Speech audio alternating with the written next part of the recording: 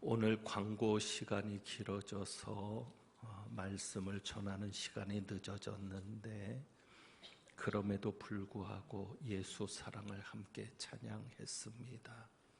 이것은 주님의 사랑이 우리 안에 채워지지 않으면, 주님의 은혜가 우리 안에 채워지지 않으면 한순간도 살 수 없음을 우리가 알기 때문입니다. 정말 주님의 은혜가 필요하고 주님의 사랑이 더욱 필요한 때입니다. 이럴 때에 오늘의 본문, 우리에게 주신 말씀을 보면서 이런 생각을 해봅니다. 주님의 은혜가 필요하고 주님의 역사가 필요한데 만약에 내가 기도했는데도 응답이 일어나지 않는다면, 내가 기도했는데도 하나님의 역사가 없고 모든 것이 그대로라면 어떻게 생각하겠는가 하는 것입니다. 여러분은 어떻습니까? 만약에 기도했는데도 응답이 없다면 여러분은 어떻게 생각하시겠습니까? 혹 우리 중에 이렇게 생각하시는 분은 없겠습니까? 하나님은 없어. 내가 그렇게 기도했는데 왜 역사가 일어나지 않는 거야? 하나님은 없어. 역시 신은 없는 거야 라고 생각하시는 분이 혹 우리 중에 있을지도 모르겠습니다. 오늘 이 본문은 우리가 기도에 대해 배울 때에 항상 언급되는 말씀입니다. 어떤 주제로 기도에 관한 말씀을 볼 때 언급되는가? 이런 주제죠. 거절도 응답이다. 거절도 응답이다. 그러니까 우리는 예스만이 응답이라고 생각합니다. 하나님께서 우리의 기도를 들으셔야만 응답이라고 생각하는데 바울의 기도에 대해서 주님의 응답은 노였습니다. 주님의 대답은 노였습니다. 그렇기 때문에 이 노라고 하는 주님의 대답도 응답이라는 겁니다.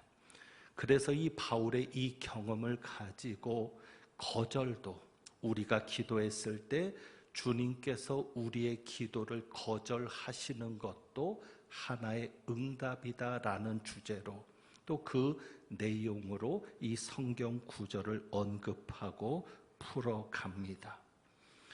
그러고 보니 이 찬양이 생각이 나죠. 날 구원하신 주 감사라는 제목의 찬양입니다. 날 구원하신 주 감사. 그 찬양 가사에는 이런 내용이 나옵니다. 응답하신 기도 감사, 거절하신 것 감사. 응답하신 기도 감사, 거절하신 것 감사. 그러니까 응답하신 것만 감사한 것이 아니라 거절하신 것까지도 감사한다는 내용이 나옵니다. 그러니까 거절도 응답이고 그것에도 감사하자는 것인데 우리는 여기에 소망을 가지고 한 가지를 덧붙입니다.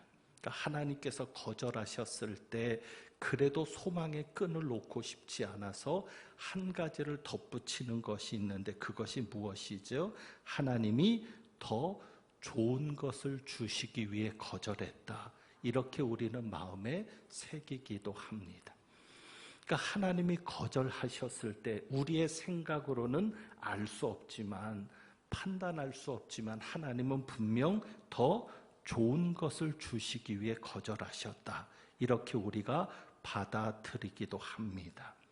그러니까 그 말은 틀린 말이 아닙니다. 분명 하나님께서는 그렇게 역사하실 때가 있습니다.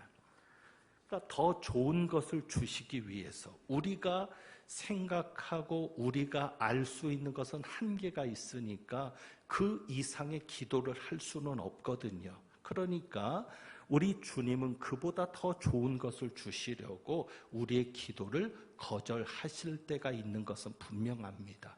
그러나 바울의 경우도 있습니다. 바울의 경우는 무엇입니까? 하나님이 바울의 기도를 거절할 때 더 좋은 것을 주시겠다는 약속은 없습니다. 고린도 후서가 13장까지 있는데 그 13장까지의 내용을 살펴보아도 하나님이 더 좋은 것을 주셨다. 지금 바울의 기도를 거절하고 바울에게 응답하지 않으면서 하나님께서 그보다 더 좋은 것을 주셨다는 내용은 없습니다. 그냥 하나님이 바울의 기도를 거절하셨습니다. 바울의 기도가 무엇이었습니까? 7절에 보면 육체의 가시가 나옵니다. 이 육체의 가시, 그리고 8절에서는 이것이 내게서 떠나가게 하기 위하여 내가 3번 주께 간구하였더니, 그러니까 바울의 기도가 무엇이었어요? 육체의 가시가 떠나가게 하는 것을 위해서 기도한 겁니다. 그러니까 이 육체의 가시, 곧 사탄의 사자라고 했는데 이 육체의 가시가 무엇이냐는 것에 대해서는 여러 가지 이론들이 있습니다.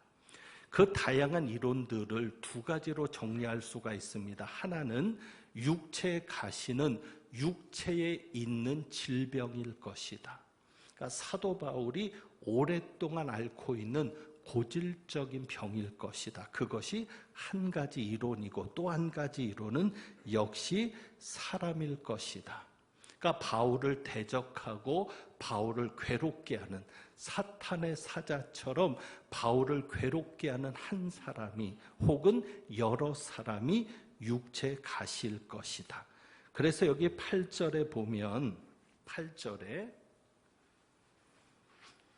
이것이 내게서 떠나가게 하기 위하여, 이 떠나가게 한다라는 표현을 가지고도 해석을 해보려고 하는데, 그러나 2가지가 다 이 떠나가게 하기 위한 것과 연결이 될 수 있습니다.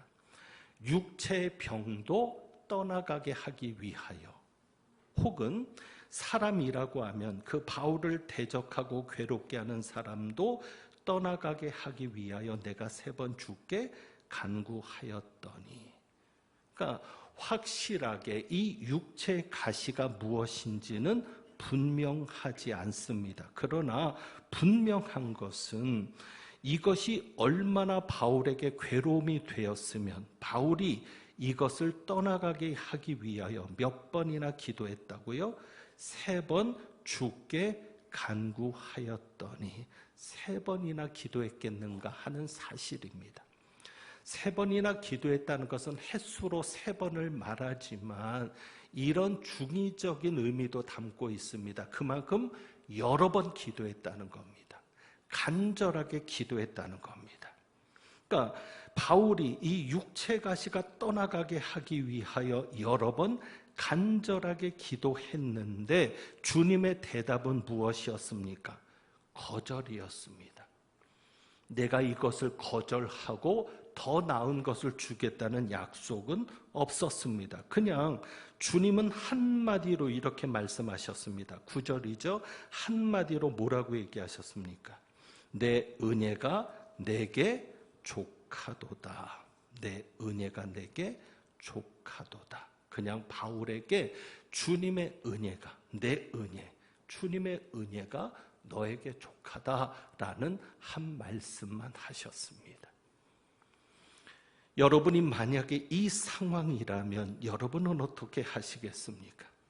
여러분이 그렇게 간절하게 기도하고 매달렸는데도 불구하고 응답이 없고 달라지는 것이 없을 때 여러분은 어떻게 하시겠습니까?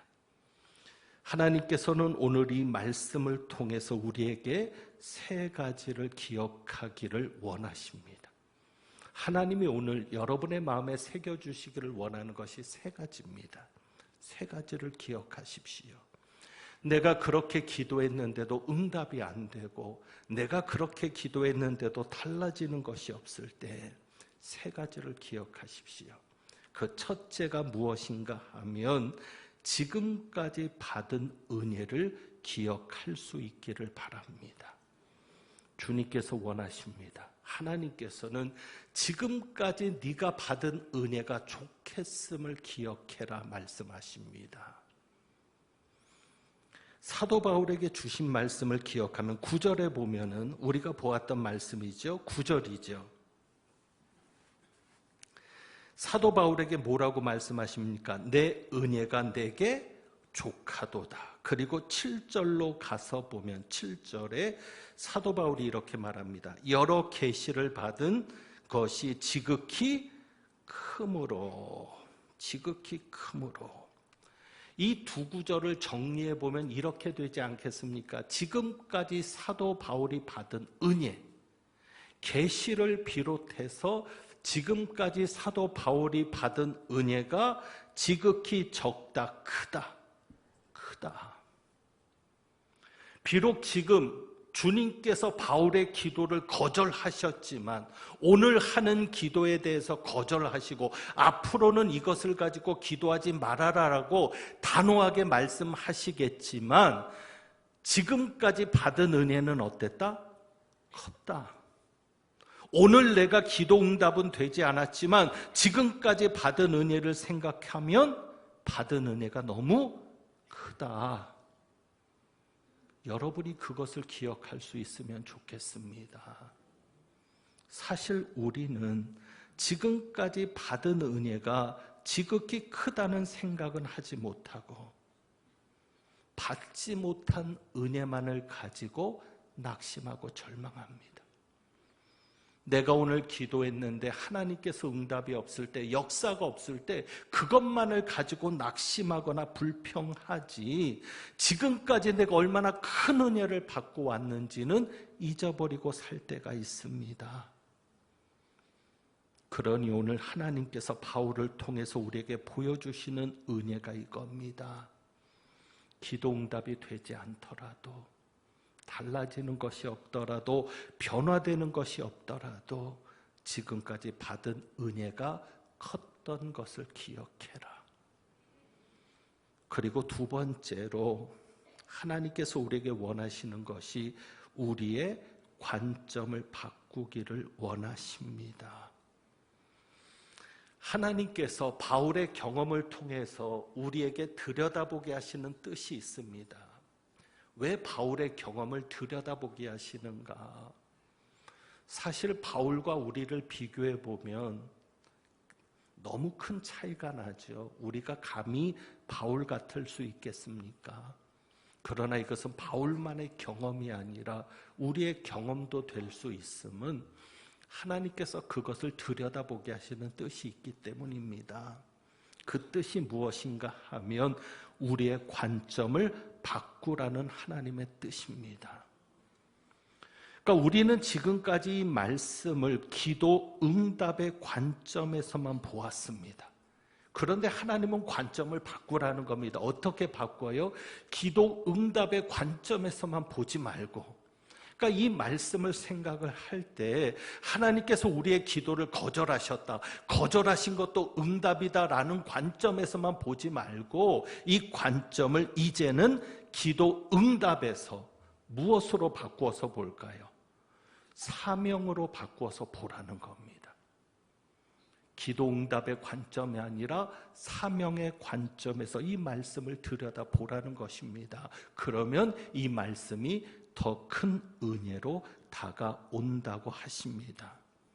자, 바울은 3번이나로 표현할 정도로 여러 번 간절히 기도했습니다.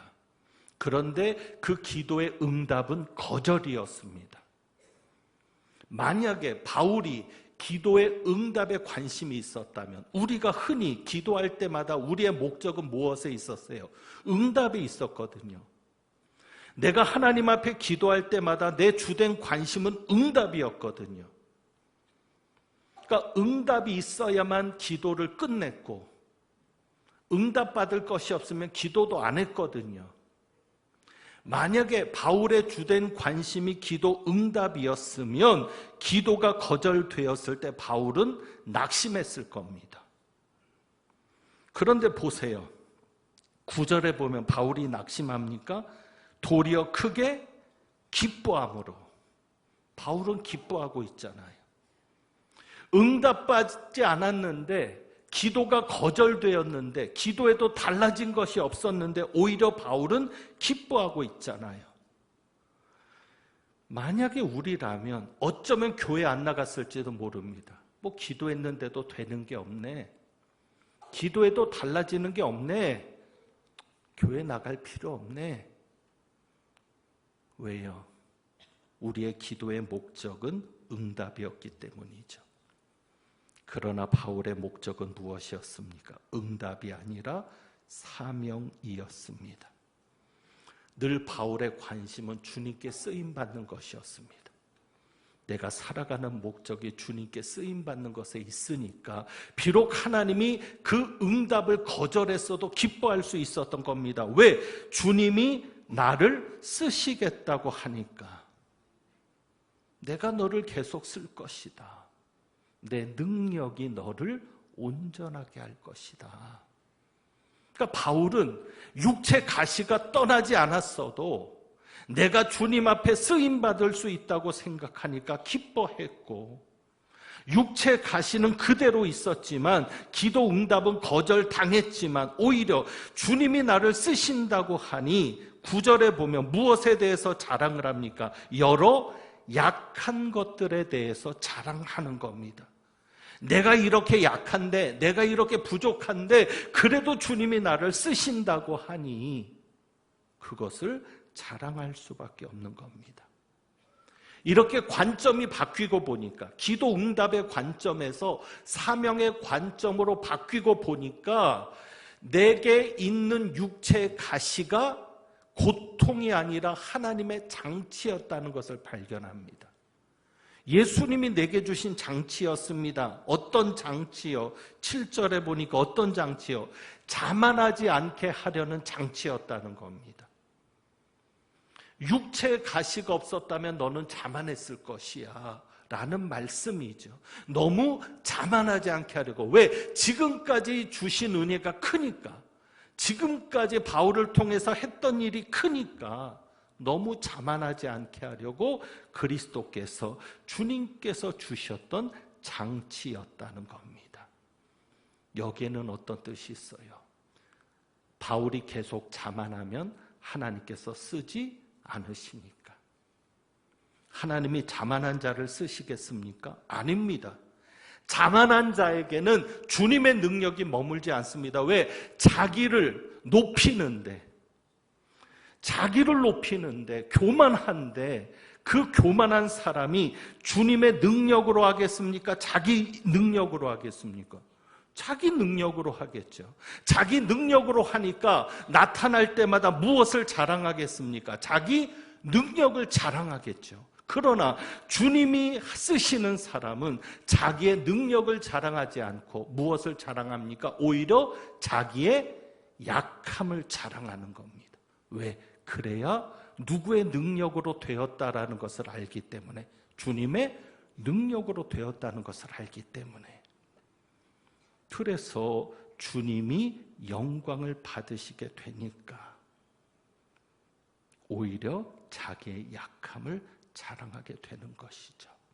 여러분, 여러분의 관점을 바꾸셔야 합니다. 이제는 사명의 관점에서 달라지는 것이 없어도, 기도 응답이 이루어지지 않아도 주님이 나를 어떻게 쓰실까? 주님이 나를 여기서 어떻게 쓰실까? 그 관점으로 주님을 바라볼 수 있기를 원합니다. 그리고 세 번째로 주님께서 우리 마음에 새겨주시는 것이 이것입니다. 자, 9절의 말씀을 한번 볼까요? 9절의 말씀의 그 중간 부분에 보면 주님께서 바울에게 내 은혜가 너에게 족하다라고 하면서 이렇게 말씀합니다. 이는 내 능력이 약한 데서 온전하여 짐이라. 이 말씀의 의미가 뭘까요? 주님의 능력은 오히려 약한 데서 온전해진다는 겁니다. 이 말씀의 의미가 뭘까요? 이 말씀의 의미를 이해시키기 위해서 설교 제목을 이렇게 잡아보았습니다. 오늘 설교 제목이 뭐죠? 주님의 능력이 가장 잘 나타나는 사람. 자, 주님의 능력이 가장 잘 나타나는 사람이 누구일까요? 가장 약한 사람. 가장 약한 사람. 내가 약할수록 주님의 능력이 더 잘 나타나는 것이죠.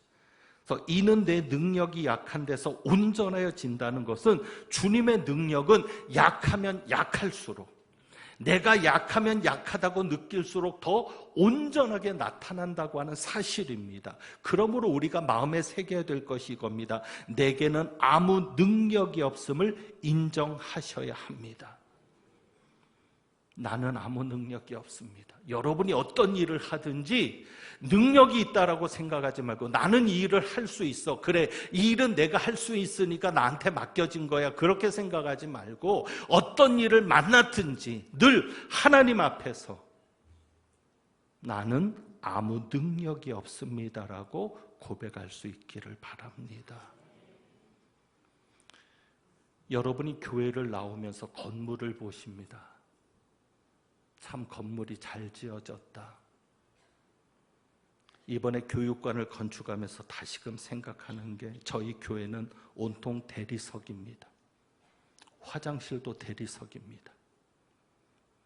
어찌 보면 참 잘 지었다. 그런데 여러분, 하나님께서는 이 건물을 통해서 저에게 늘 보여주시는 표적이 하나 있습니다.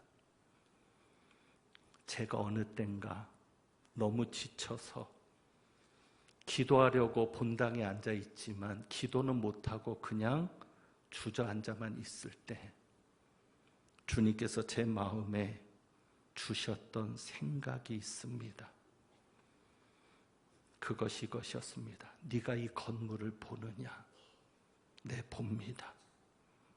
이 건물은 내가 살아있다는 증거가 아니냐? 이 건물은 내가 한다는 증거가 아니냐? 그때 저는 망치로 맞은 것 같았습니다. 그냥 아무 생각 없이 들락달락했던 건물인데 이 건물이 하나님의 표적이었습니다. 어떤 표적이요? 우리가 이 성전을 건축할 때 아무것도 없었습니다. 누구도 자신하지 못했습니다. 과연 될까? 우리가 감당할 수 있을까? 계산적으로는 감당할 수 없었습니다. 여러분, 만약에 우리가 우리의 능력으로 할 수 있었다면 믿음이 필요했겠습니까? 필요 없는 겁니다. 믿음이라는 게 뭐예요? 할 수 없으니까 믿는 거예요. 내 능력이 끝나는 곳에서 믿음이 생기는 거예요. 믿음이 필요한 거예요. 만약에 계산해서 그래 우리가 감당할 수 있어. 이 정도면 얼마든지 감당할 수 있지. 그러면 믿음이 뭐가 필요하고 하나님의 능력이 뭐가 필요합니까? 그냥 내가 하면 되지. 기도할 필요도 없는 겁니다. 내가 할 수 없었으니까. 우리가 할 수 없었으니까 믿음이 필요했던 겁니다. 그리고 어떤 결과가 나왔을 때 내가 할 수 없었으니까 누가 하셨다라고 말할 수 있었어요? 주님이 하셨다라고 밖에 말할 수가 없었던 거예요. 그런데 사실 우리는 입으로는 믿음을 얘기합니다. 그런데 속으로는 계산을 합니다. 내가 할 수 있으면 계산을 해서 내가 할 수 있는 수준이라면 믿음을 얘기하는데 그런데 과연 그것이 진정한 믿음이겠습니까? 내가 강하다면, 내가 약하지 않고 강하다면, 내가 할 수 있다면 주님의 능력이 필요하겠습니까? 여러분이 살아가면서 많은 한계에 부딪힐 겁니다. 그때 필요한 게 믿음이고 주님이 하신다는 믿음, 주님이 능력을 주신다는 믿음. 나는 약하지만 오히려 내가 약하니까 주님이 나를 더 잘 쓰실 수 있다는 그 믿음, 그것을 가지고 나가야 합니다. 여러분 중에는 그렇게 말하는 분도 있을지 모릅니다. 그러면 목사님, 무모한 것이 믿음입니까? 아닙니다. 그건 무모한 거죠. 나방이 불 속으로 뛰어들면서 다니엘의 세 친구처럼 풀무 가운데서도 털끝 하나 안 타게 하실 거야. 그리고 뛰어든다면 그게 믿음이겠습니까? 무모한 거죠. 그럼 도대체 무슨 차이입니까? 차이는 두 가지입니다. 하나는 하나님의 뜻이 있는가? 하나님의 뜻이 있으면 내게는 능력이 없어도 순종해야죠. 그게 믿음이죠. 우리는 계산을 해보고 내가 할 수 있으면 하나님의 뜻이라고 얘기합니다. 그게 어떻게 하나님의 뜻입니까? 내 뜻이지. 내가 할 수 없어도 하나님의 뜻이라면 내가 감당해야 되고, 그러면 나는 약하지만 누가 능력을 주세요? 주님이 능력을 주세요. 그래서 이는 그리스도의 능력이 내게 머물게 하려 함이라. 그래서 나는 약한 것들을 자랑한다. 그리고 또 한 가지가 있죠. 10절입니다. 그러므로 내가 그리스도를 위하여, 그 일이 하나님의 뜻이 분명하고 이것은 나를 위해서 하는 것이 아니라 주님을 위해서 하는 것입니다라는 것이 분명하면 누가 능력을 주세요? 주님이 능력을 주세요. 그리스도를 위한 일인데, 그러니까 여러분이 그 두 가지만 분명하면 됩니다. 어떤 일이든 이것은 주님의 뜻인가, 그리고 이것은 나를 위한 것이기보단 주님을 위한 것인가, 이것이 분명하면 여러분의 약함에 대해서는 염려할 필요 없습니다. 그러므로 이제 그리스도를 위하여라는 이 말씀을 가지고 우리를 사명의 관점에서 바라볼 수 있기를 원합니다. 사명의 관점에서 나를 한번 볼까요? 자, 가끔 이런 생각을 해볼 때 있잖아요. 미국 사람으로 태어났으면 얼마나 좋을까? 우리가 지금 강대국 틈바구니에서 힘든데, 그렇죠? 그런데 대한민국에 태어난 것은 누가 보내신 겁니까? 주님이 나를 보내신 겁니다. 사명의 관점에서. 내가 좀 더 좋은 집안에서 태어났으면 좋지 않았을까? 예수 믿는 믿음의 가정에서 태어났으면 좀 더 내 인생이 펴지 않았을까? 그런데 아세요? 그 가정에, 그 집안에 주님이 보내신 겁니다. 광릉내 교회보다 좀 더 좋은 교회 나갔으면 좋지 않았을까? 그런데 여러분, 광릉내 교회에 주님이 보내신 겁니다. 내가 좀 더 번듯한 직장을 다니면 좋지 않았을까? 그런데 여러분, 그 직장도 여러분이 선택한 것 같지만 주님이 보내신 겁니다. 사명의 관점에서 여러분의 삶을 다시 한번 조정하십시오. 주님이 보내신 겁니다. 그러니까 주님이 보내신 것에서 감당하는 겁니다. 그리고 그 사명이 끝나면 주님이 데려가시는 거죠. 그래서 우리가 그 사명적인 단어가 있습니다. 12절입니다. 사도 바울이 이렇게 말합니다. 사도의 표가 된 것은, 사도. 이 사도가 12사도를 비롯해서 사도 바울을 말하는 것은 분명하죠. 그런데 사실은 우리가 사도입니다. 이 사도는 지금 이 시대의 계급적인 용어로 말할 게 아닙니다. 교회 안에서 최고의 직분, 최고의 계급은 사도다. 그런 게 아닙니다. 사도는 단순한 겁니다. 단순한 뜻이 있습니다. 무슨 뜻이요? 보내심을 받은 자. 저나 여러분이나 어느 가정에든지 어느 직장에든지 어느 교회든지 그 교회 주님이 나를 보내셨다고 믿으면 사도로 사는 겁니다. 그런데 여러분 아세요? 사도의 첫 번째 표시가 무엇입니까? 사도의 표가 된 것은, 우리가 사도를 생각하면 이 세 가지를 생각해요. 뭐죠? 표적, 기사와 능력. 이것 때문에 사도를 꿈꾸기도 하고요. 이것이 나타나면 사도라고 그래요. 그런데 표적과 기사와 능력이 사도의 표가 아니라 그 앞에 나오는 것이 있어요. 제일 먼저 나오는 것. 무엇이요? 모든 참음. 사도의 표는 뭐예요? 참는 거예요. 그 참는 것의 내용이 위에도 있죠. 10절에 보면 약한 것들도 참고 능욕도 참고 궁핍도 참고 박해도 참고 곤고도 참고, 그러고도 참아야 될 게 많이 있죠. 쾌락도 참고 유혹도 참고 죄짓고 싶은 것도 참고. 참지 못하면 사도가 아니에요. 아무리 표적과 기사와 능력이 나타나도 참지 않으면, 자기 성질 하나도 참지 못하면 사도가 될 수 없어요.